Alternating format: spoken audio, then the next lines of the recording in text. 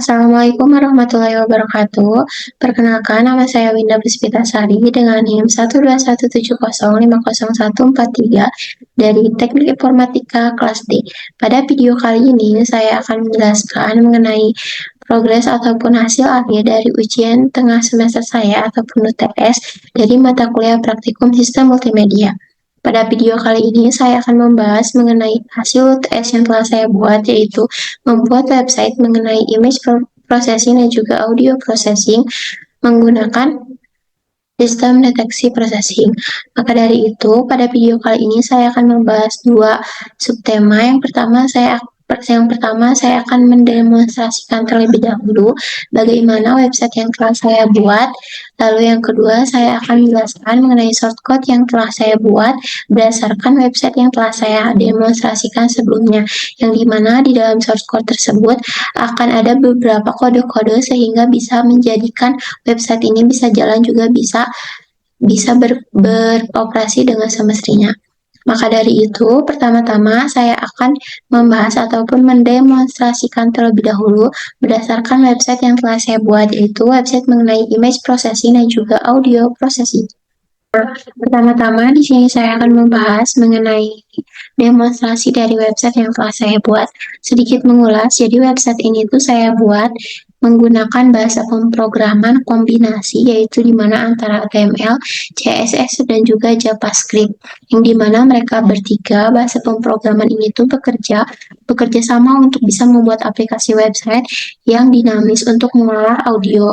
Lalu ada juga saya menggunakan WebSpage API khusus untuk digunakan, yang dimana digunakan sebagai alat deteksi untuk implementasi fungsionalitas pengetahuan dari suara. Nah, sedikit mengulas dan juga sedikit saya jelaskan dari output mengenai website yang telah saya buat. Jadi di sini saya membuat website bisa mengkonversi ataupun memproses dari image processing dan juga audio processing. Untuk image processing, outputan yang saya keluar yaitu dimana ketika user menginputkan gambar, nah lalu image processing ataupun website ini akan berproses untuk bisa mengkompresi gambar tersebut menjadi ukurannya lebih kecil dari segi KB ataupun ukurannya.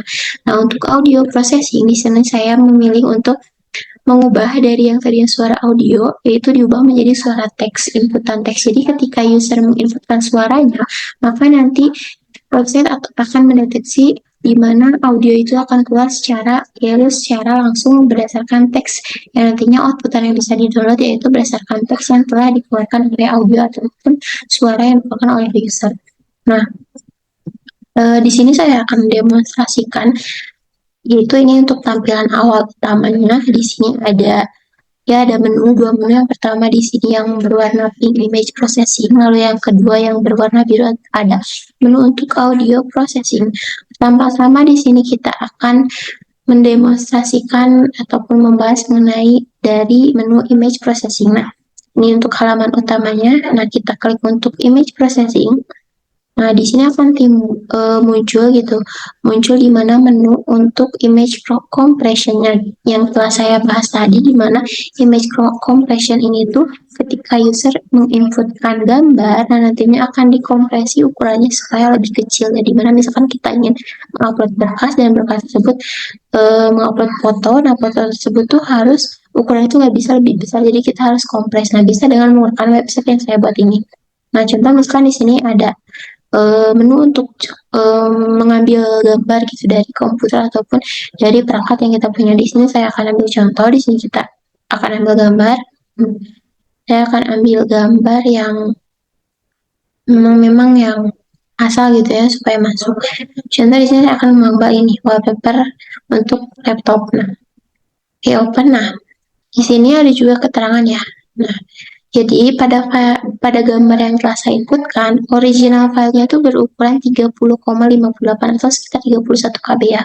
Nah, kurang lebih 31 KB. Nah, jadi karena saya menginginkan foto ini tuh lebih kecil, makanya website yang saya buat ataupun yang saya rancang ini akan mengkompres file menjadi lebih kecil, yaitu setengah dari ukuran original yang asli, yang tadinya 30,58 KB. Nah, di sini website ini akan langsung mengkonversi gambar yaitu jadi 14,54 KB.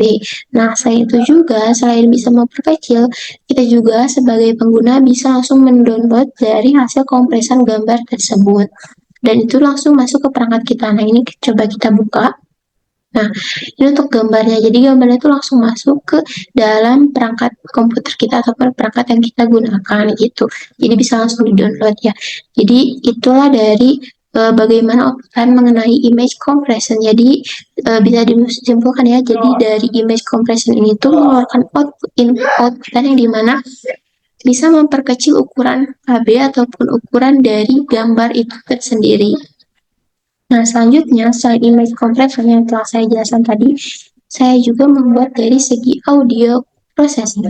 Audio processing ini tuh banyak ya, bisa misalkan untuk memperkecil suara audio atau mempersingkat audio atau bisa mengubah suara audio.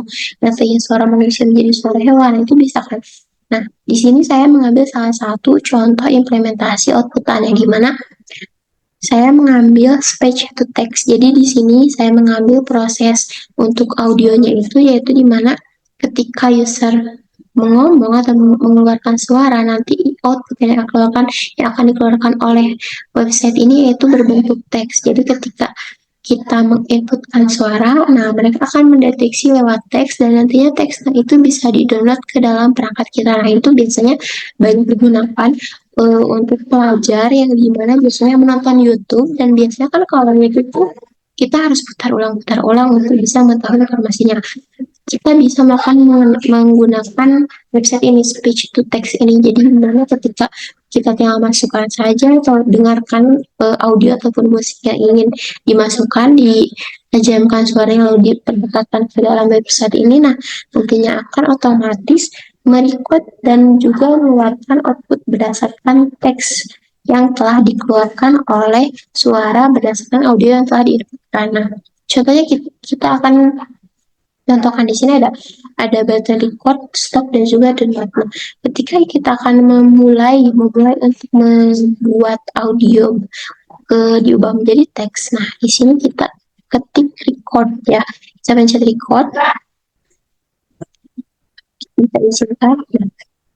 Kita mulai suaranya ya. Halo, nama saya Winda. Saya dari Teknik Informatika kelas D. Saya menjalani ujian tengah semester. Oh, nah, jadi ketika sudah mengeluarkan suara, nah, di sini ada inputan yang berbasis teks. Ketika sudah di stop, dia akan stop, lalu kita bisa download teksnya tersendiri. Nah, itu pun sama seperti image ya, dimana teksnya itu langsung masuk ke dalam perangkat kita.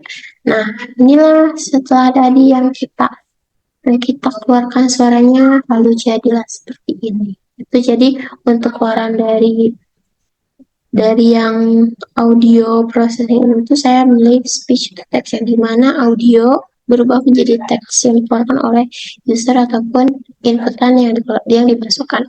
Nah, mungkin itu penjelasan demonstrasi dari aplikasi sederhana ataupun website sederhana yang saya buat untuk memenuhi tugas UTS saya. Nah, selanjutnya di sini saya akan membahas gitu ya. Selanjutnya di sini kita akan membahas atau membedah shortcode apa aja sih di dalamnya yang bisa menunjang bagaimana proses pembuatan website ini bisa berjalan seperti ini dan juga tampilannya bisa seperti ini.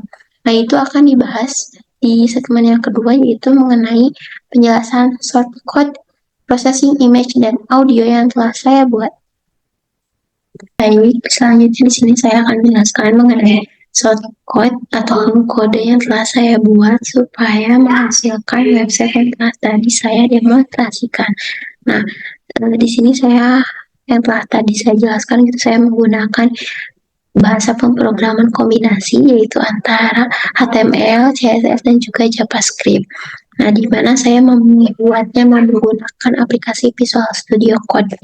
Nah, di sini saya sudah membuat sebuah library ataupun di sini saya buat dalam satu folder satu folder untuk shortcut pembuatan website. Di sini saya beri nama web compression image.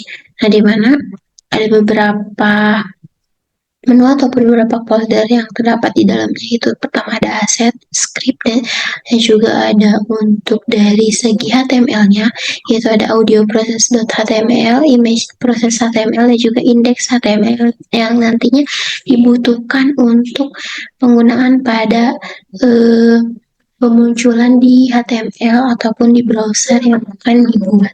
Nah, untuk di folder asset itu terbagi menjadi dua, ada CSS dan juga image. Nah, untuk CSS nanti akan kita bahas, yaitu kita akan bahas yang pertama.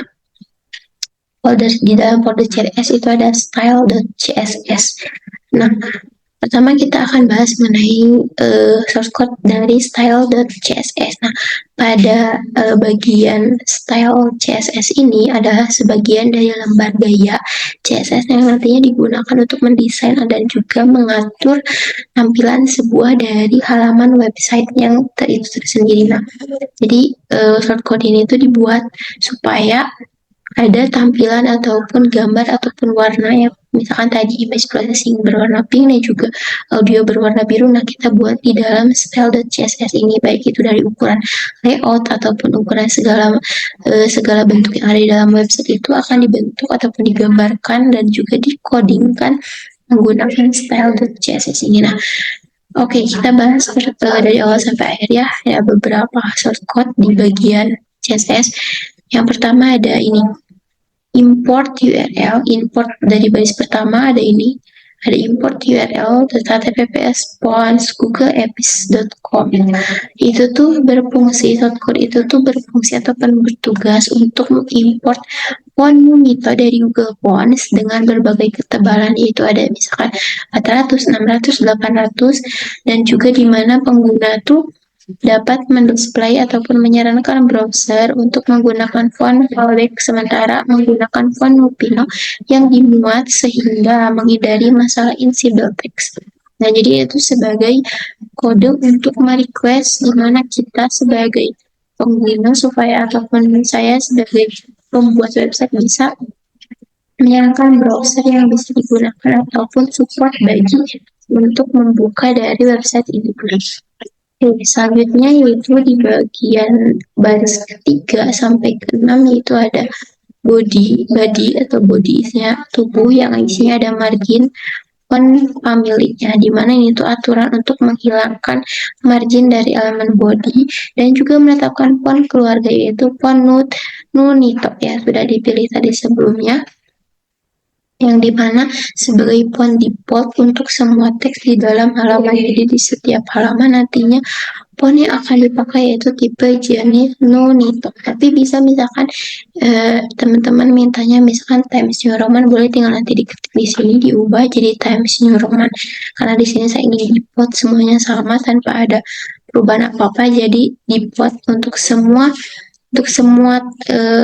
konteks teksnya itu atau font familinya itu semuanya menggunakan font bersifat ataupun dengan standar Nunito. Nah, oke, selanjutnya di bawahnya lagi yaitu ada A yang isinya text decoration atau non yang isinya. Nah, itu tuh berfungsi untuk menghapus garis bawah dari semua hyperlink untuk tampilan yang lebih bersih. Jadi untuk tampilan bawahnya tuh supaya bersih tanpa adanya teks ataupun apapun ketika dijalankan oleh user. Nah, untuk bagian yang selanjutnya ada headers. Nah, di mana terbagi menjadi 3, ada H1 untuk header 1, H2 untuk header 2, dan H3 untuk header 3. Nah, dari header ini tuh berfungsi gitu.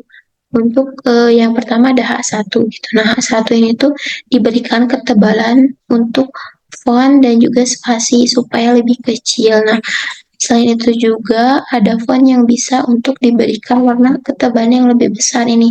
Untuk font size-nya ada 62, untuk weight-nya ada 800. Lalu ada juga warna yang nantinya akan dipakai untuk dari heading 1 ataupun header 1.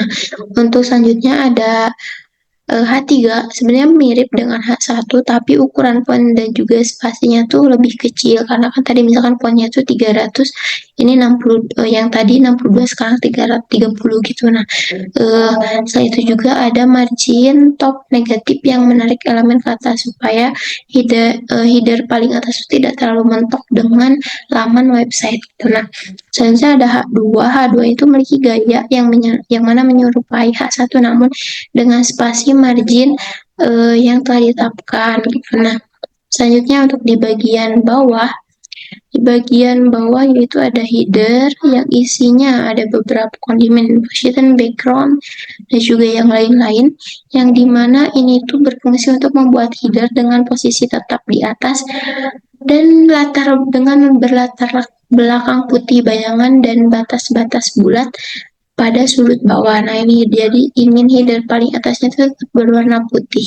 gitu. Nah, ini ada beberapa kondimen di dalamnya. Nah, selanjutnya ada beberapa kontainer dan juga content box. Untuk kontainer dan juga content box dari sini itu tuh memuat beberapa fungsi gitu. Nah, kontainer dan juga content box itu adalah beberapa div kontainer dengan gambar latar belakang, gradasi warna, dan transisi saat di hover untuk menerapkan ataupun menciptakan efek visual ketika mouse bergerak di atas. Jadi ketika mouse bergerak, oh ada unsur apa nih, oh ada perubahan ataupun perbedaan apa yang nanti akan menyangkut gitu. Nah, selanjutnya ada beberapa input button. Nah, ini input button dan juga button yang disediakan ketika nanti diklik pada saat website tersebut. Nah, untuk input dan juga button ini tuh berfungsi berbagai pengaturan ya. Pertama untuk elemen input dan button itu termasuk warna, ukuran, margin, dan juga hover effects yang digunakan untuk meningkatkan antarmuka pengguna pada elemen formulir. Nah, jadi ketika button yang dipencet ada warna ataupun ada hal apa yang bisa mencerminkan bahwa itu tuh button gitu. Nah, selanjutnya di bagian bawah ada yang namanya beberapa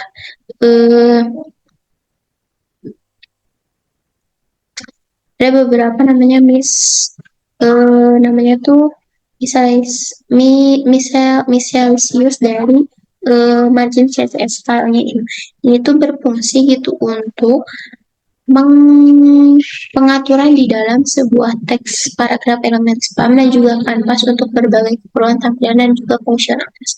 Nah, itu sebagai bahan tambahan gitu ya untuk bisa berjalan dengan baik dalam suatu website tersebut. Nah, mungkin sekiranya itu ya untuk di bagian style yang dimana bagi saya pribadi secara keseluruhan kode dari style dari CSS ini tuh berfungsi yang secara keseluruhan itu berfungsi untuk membuat antarmuka pengguna yang kaya secara visualnya gitu yang dimana dengan menggunakan font yang konsisten, transisi secara halus dan juga layout yang responsif.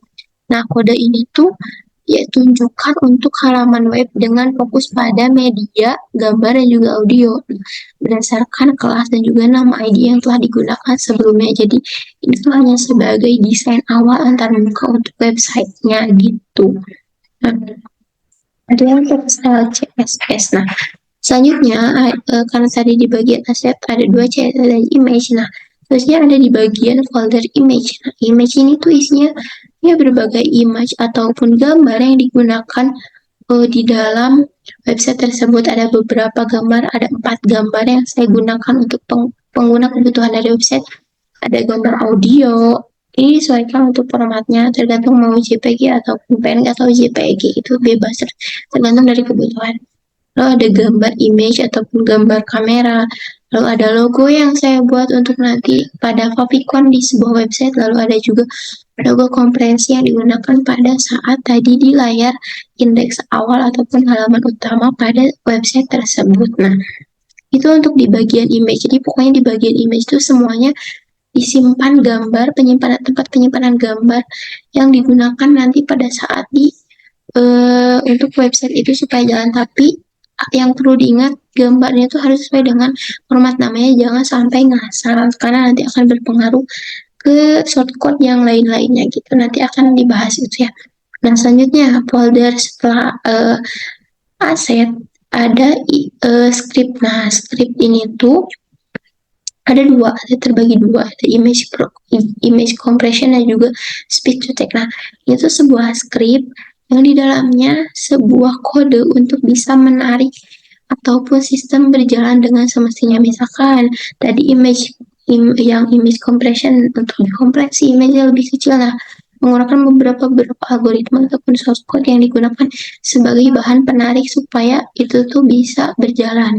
Nah, yang akan dibahas pertama itu mengenai image compression. Ada beberapa shortcode ya, di sini saya akan bahas dari awal sampai dengan akhir. Yang pertama ada di bagian image compression. Kode-kode pada image compression ini tuh berbentuk sebagai script JavaScript yang dimana digunakan untuk mengunggah gambar, mengkompresnya, dan juga kemudian nantinya akan memberikan opsi untuk mendownload gambar bagi pengguna yang telah dikompres pada sebelumnya. Nah, ada beberapa kode rinci gitu, ada beberapa kode inti yang perlu diperhatikan. Nah, yang pertama ada ini, di baris ada consmack weight, consmack height. Nah, ini tuh sebuah pendeklarasian konstanta yang dimana ada beberapa fungsi untuk consmack width. Itu tuh berfungsi untuk menentukan dimensi maksimal yang diizinkan untuk gambar dikompresi. Nah, jadi berapa sih dimensi maksimal untuk gambar tersebut dapat dikompresi gitu. Nah, selanjutnya ada mimi type. Nah, mimi type ini tuh menentukan jenis meme dari file outputan yang di-outputkan ke dalam sistem, yang dimana hal ini saya menggunakan tipe image ataupun JPEG. Itu nah bisa misalkan untuk tipenya pengen video ya berarti tinggal diubah menjadi video. Nah, selanjutnya ada cons quality. Nah, cons quality itu mengatur kualitas kompresi gambar dengan nilai 0,7 menunjukkan 70% dari kualitas asli. Jadi nantinya ketika dikompres gambarnya, insya Allah tidak akan ada perbedaan yang begitu signifikan, yang di bawah hanya 0,7 dari hasil yang aslinya gitu. Nah, selanjutnya untuk yang bawah yaitu ada untuk pengambilan input dari pengguna. Nah, pada pengambilan input, nah ini ada image input. Di bagian sini ada image input. Itu tuh digunakan untuk pengambilan input dari pengguna. Nah, yang pada saat ini digunakan itu ini ada recommend get elemented by ID image input. Itu tuh digunakan untuk mendapatkan elemen input dari HTML. Nah, selanjutnya input on chain yang bawahnya atau disebut dengan function adalah sebuah event builder yang dipicu ketika pengguna memilih file. Fungsi yang terikat dengan event ini akan menangani file yang sudah dipilih. Itu jadi ini tuh sebuah kode untuk bisa menginputkan ataupun menarik elemen gambar yang sudah diinputkan ke dalam perangkat oleh pengguna. Nah, selanjutnya yaitu ada dari segi pengolahan gambar. Pengolahan gambar ini tuh nantinya tuh akan diolah lalu dibuat menjadi URL blob dari file gambar untuk bisa ditampilkan sebagai objek image.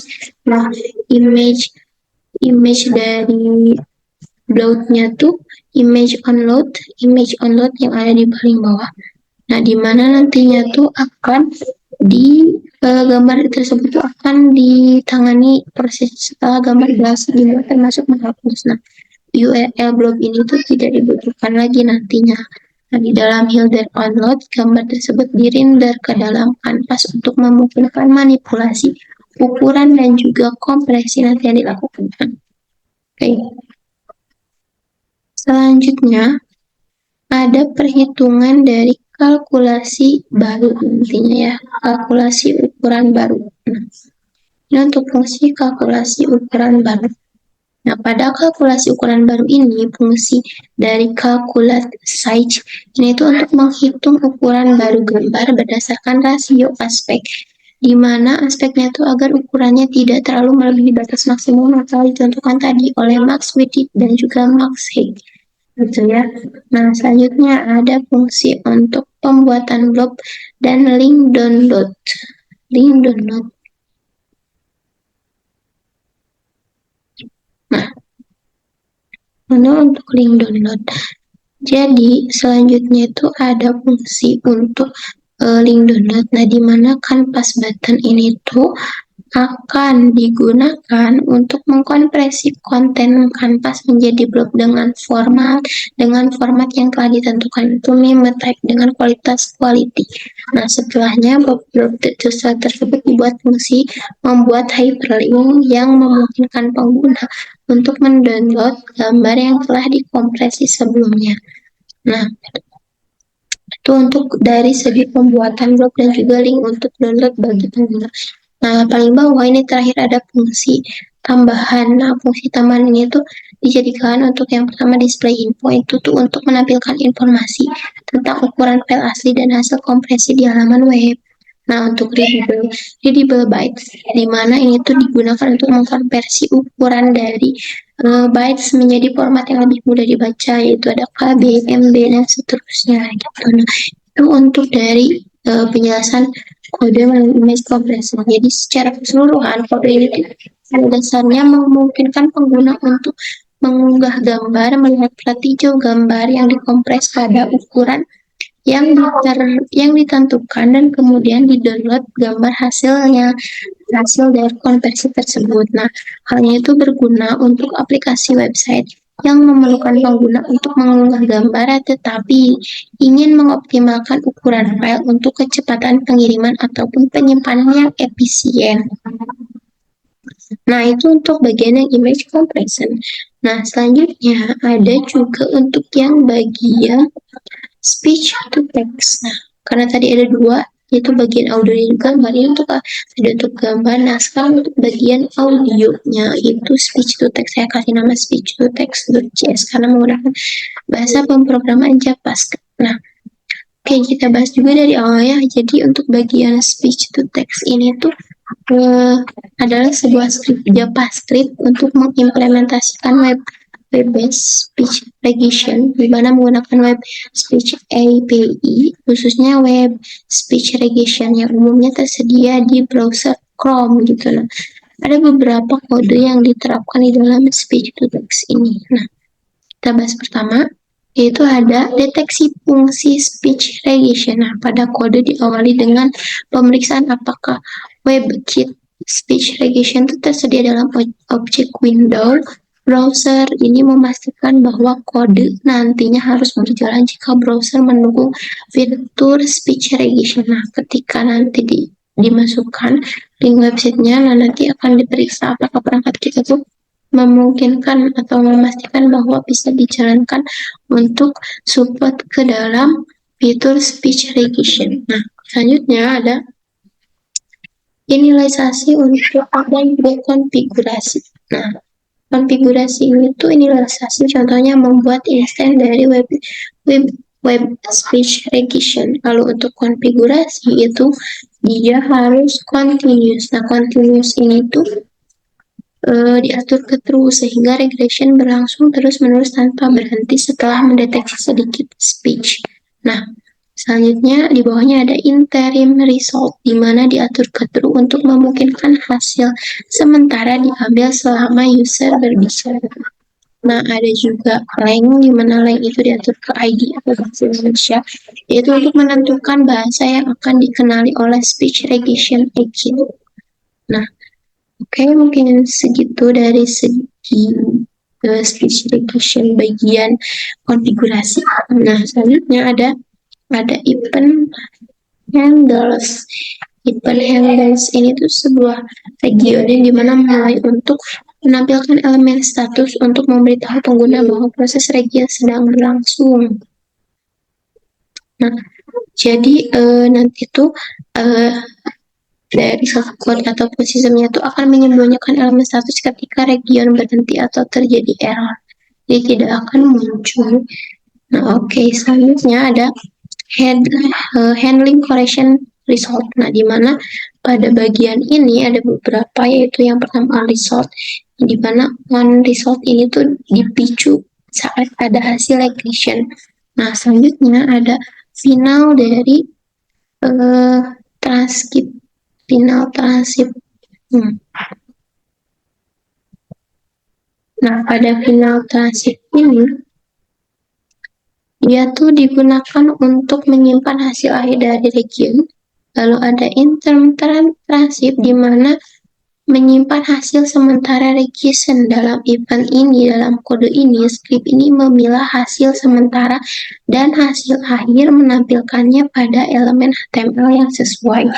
Nah, selanjutnya juga dia tuh bisa menyediakan fungsi untuk mendownload hasil akhir regression sebagai file teks ketika pengguna mengklik elemen tertentu, yaitu biasanya berbentuk button tombol download. Oke, selanjutnya ada untuk dari fungsi dari button download itu tersendiri. Nah, pada button download ini gitu, dia tuh digunakan untuk beberapa elemen. Untuk button fungsi download itu ada download transip, yaitu membuat flow dari teks yang dihasilkan lalu membuat elemen aktor untuk men-trigger download. Nah, ada juga control speech regression, di mana ada button start dan juga button stop. Untuk button startnya itu memulai regression, ya untuk button stopnya memberhentikan regression. Nah, ada juga yaitu fallback jika tidak tersedia. Nah, jika WebKit dari speech regression tidak tersedia, kode akan mencetak pesan di konsol itu tidak tersedia. Nah, selain itu juga ada integrasi dengan HTML. Pada kode integrasi pada HTML, yaitu dia tuh berguna atau bertujuan gitu untuk yang pertama ada dari diperlukan beberapa fungsi elemen dengan ID status, itu untuk menunjukkan status speech regression. Lalu ada elemen dengan ID final dan juga internal, itu tuh digunakan untuk menampilkan hasil akhir dan juga sementara. Lalu ada button ataupun elemen lain dengan ID start dan juga stop. Nah, itu tuh untuk top control dari regressionnya.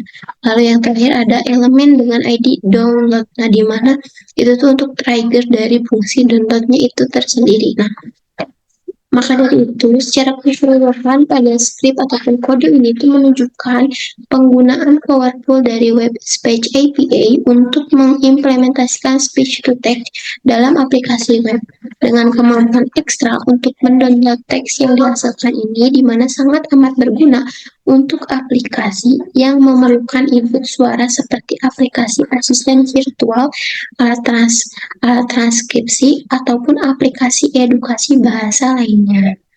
Nah, mungkin itu penjelasan mengenai di bagian folder script yang kedua, yaitu speech to text.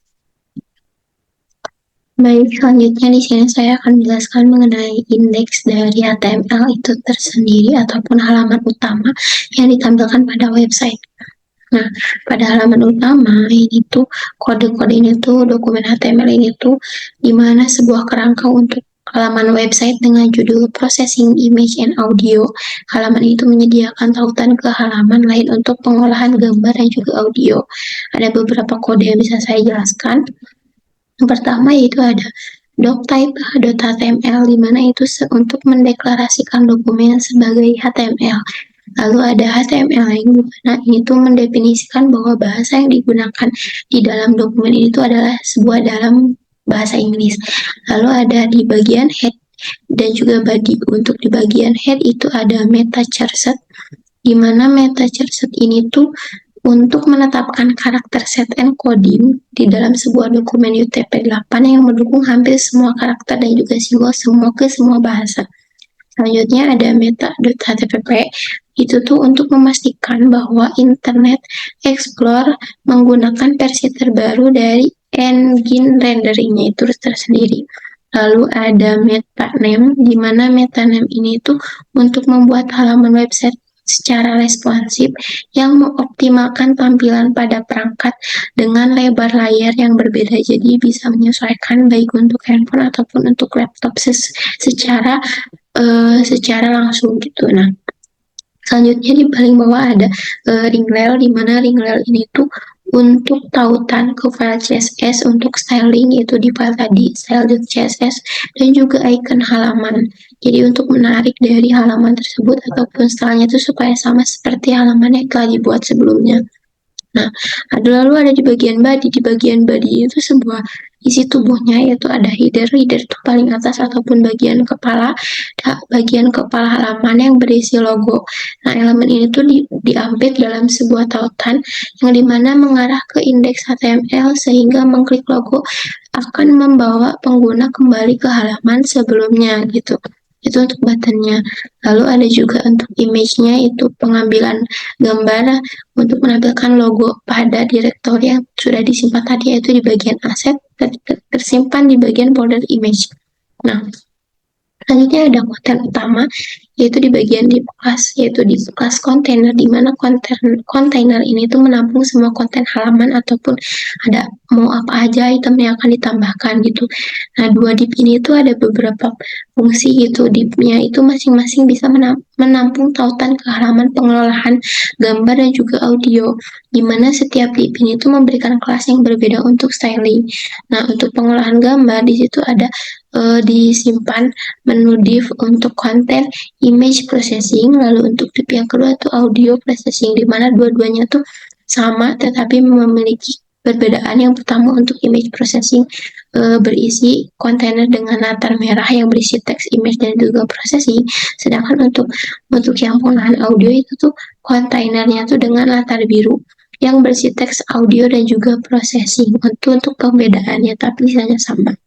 Itu mungkin untuk kode dari indeks HTML, di mana secara keseluruhan halaman ini tuh dirancang sebagai menu utama yang dapat memudahkan pengguna untuk memilih antara pengolahan gambar ataupun audio, yang dimana styling dan juga struktur halaman itu disediakan melalui CSS yang belum terlihat di sini, tapi tampilan visualnya tuh dan juga interaksinya tuh dapat dilakukan secara efektif pada halaman ini dan sangat bergantung pada file CSS style yang dihubungkan pada bagian head ataupun kepala dokumen.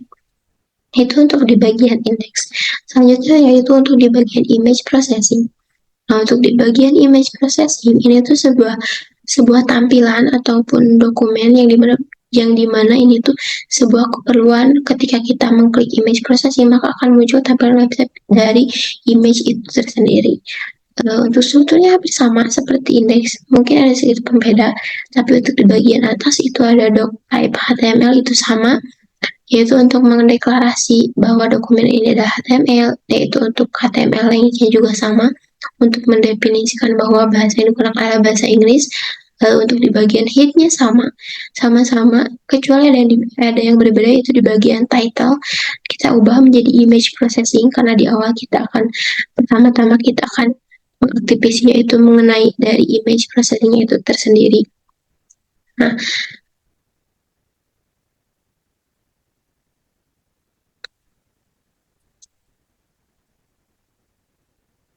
Nah, mungkin yang jadi pembedanya itu ada di bagian title.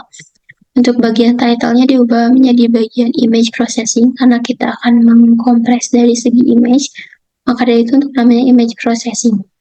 Nah, selanjutnya untuk di bagian body juga sama. Mungkin yang jadi pembeda di bagian heading H2 itu kita juga ganti namanya menjadi image compression. Untuk sisanya yaitu dari isi kontainer dan juga dari segi logo yang akan ditampilkan atau tampilannya sama seperti dari tampilan image-nya gitu. Nah, mungkin yang jadi penambahan di sini tuh ada dari button, bagian button, di mana di bagian di kelas ini tuh ada di bagian button yang dimana button tersebut bisa langsung mengkompresi bagaimana dari pertama itu ada di kelas container image, yaitu kontainer untuk menampung elemen untuk dikompresi gambarnya. Jadi nanti untuk gambarnya ditampung di sana. Lalu ada di kelas untuk content image, di mana itu lebih spesifik yang berisi elemen interaktif dan juga informasi. Nah, selanjutnya ada di kelas dari content box, di mana itu kontainer untuk berisi konten sesungguhnya termasuk judul dan juga input file. Nah, Selanjutnya untuk input file ini tuh bisa memungkinkan pengguna untuk memilih file dan juga gambar yang ingin dikonversi atributnya, ataupun bisa memastikan file tuh hanya bisa dipilih ya untuk tipe gambar, tidak untuk video gitu, untuk dibatasi. Nah, satu lagi yang menjadi pembeda itu di bagian bawah itu ada script CRC, yang dimana script ini tuh ditujukan atau berguna untuk transkrip JavaScript secara eksternal yang bertanggung jawab atas fungsionalitas kompresi pada gambar. Nah, mungkin itu secara keseluruhan pada halaman image processing, di mana halaman ini tuh dirancang untuk memungkinkan pengguna supaya memilih dan juga memungkinkan mengkompresi gambar melalui antarmuka web, di mana desainnya tuh mungkin simpel dan juga fungsionalitas, tetapi mengandalkan CSS dan untuk styling visual dan juga JavaScript-nya, yaitu untuk berfungsi sebagai backend seperti kompresi gambar yang sebenarnya. Nah, terakhir ada satu lagi yang akan dibahas, yaitu mengenai audio processes.html. Jadi untuk bagian dari audio HTML itu tersendiri. Nah, untuk di bagian audio proses juga sama. Untuk di bagian atas ada doctype, itu sama penggunaannya seperti yang tadi, yaitu untuk mendeklarasi bahwa dokumen ini tuh menggunakan standar HTML5. Untuk itu ada HTML lang, sama untuk di bagian headnya, kepalanya itu sama seperti yang sebelumnya. Mungkin dijadikan pembeda juga sama, itu di bagian title. Di bagian title diubah menjadi audio processing karena kita akan mengklik bagian audio processing, maka tampilannya juga di atas papikon tampilan websitenya bernama audio processing. Lalu untuk di bagian bodinya pun sama. Ada dari segi indeks untuk mengambil logonya sama seperti yang indeks HTML dan juga image processing. Mungkin yang jadi pembeda di sini ada di beberapa kontainer ataupun kelas kontainer yang ada di dalamnya. Nah, untuk di bagian audio proses, untuk di bagian deep class-nya tuh untuk yang di kelas kontainer audio, jadi karena tadi kalau untuk yang image itu tuh kontainer image, maka di sini ubah namanya menjadi kontainer audio, di mana untuk menampung semua elemen yang berkaitan dengan pengolahan audio. Lalu ada konten audio, yaitu khusus kontainer untuk konten audio yang akan disimpan. Lalu ada di kelas content box, di mana kotak konten yang memuat semua elemen interaktif. Lalu selain itu untuk ada pembeda, yaitu di bagian H2 style ini, yaitu untuk judul menjelaskan fungsionalitas dari teks yang dihasilkan ataupun halaman utama. Maka di sini kasih nama speech to text karena itu konten halaman utama, dikasih judul istilahnya. Nah, selanjutnya di sini juga ada penambahan button untuk download. Jadi karena tadi ingin mendownload, jadi penambahan button untuk yaitu dinamai download text, tombol yang memungkinkan pengguna untuk mengunduh teks nantinya yang telah dihasilkan. Lalu ada deep style-nya sama. Deep style ini tuh untuk kotak visual untuk menampilkan teks yang dihasilkan, baik teks final maupun intern. Jadi tadi ada kotak untuk bisa menghasilkan hasilnya, maka di-input untuk penginputan membuat kotaknya, untuk yaitu kodenya ini deep style border sekian itu, dan untuk warnanya dikasih warna gitu. Nah, selanjutnya ada span ID final. Untuk final itu tempat teks hasil konversi yang final ditampilkan. Nah, untuk intern itu tuh teks sementara yang belum final ditampilkan. Nah, selanjutnya mungkin yang di pembeda juga ada tombol button, di mana tombol button ini tuh ada tombol record untuk memulai rekaman, untuk ada juga button tombol stop untuk memberhentikan rekaman. Nah, di bawahnya juga ID status itu untuk menampilkan status paragraf yang menunjukkan status mendengarkan yang ditampilkan di bagian bawah saat pada rekaman berlangsung. Jadi itu tuh dia akan muncul ketika kita mulai berbicara untuk melakukan speech to text gitu. Nah, untuk yang paling bawah juga sama, ada script dari JavaScript yang tersendiri, yaitu script CRC.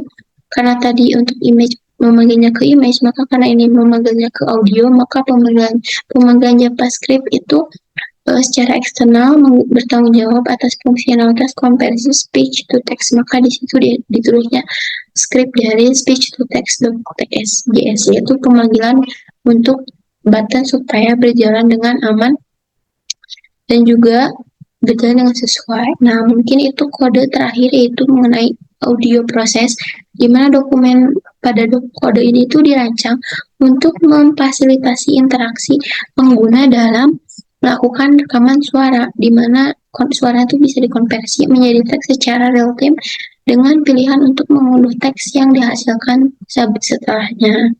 Nah, mungkin itu penjelasan kode yang terakhir yang bisa saya sampaikan, dan itu juga terakhir dari pembahasan yang telah saya jelaskan, karena tadi sudah ada dua bagian, yaitu untuk demonstrasi dan juga untuk penjelasan kode. Sekarang untuk penjelasan kode terakhir, mungkin cukup sekian yang bisa saya sampaikan. Saya mohon maaf apabila terdapat banyak kesalahan juga kekurangan yang telah saya berikan, baik dari perkataan ataupun perbuatan. Baik dalam penjelasan ada yang kurang, saya mohon maaf, karena sejatinya kesempurnaan hanya milik Allah Subhanahu wa Ta'ala. Dan di sini saya pribadi masih terus untuk berjalan untuk belajar ke depannya menjadi lebih baik. Sekali lagi saya mohon maaf apabila terdapat kesalahan juga kekurangan. Terima kasih. Wassalamualaikum warahmatullahi wabarakatuh.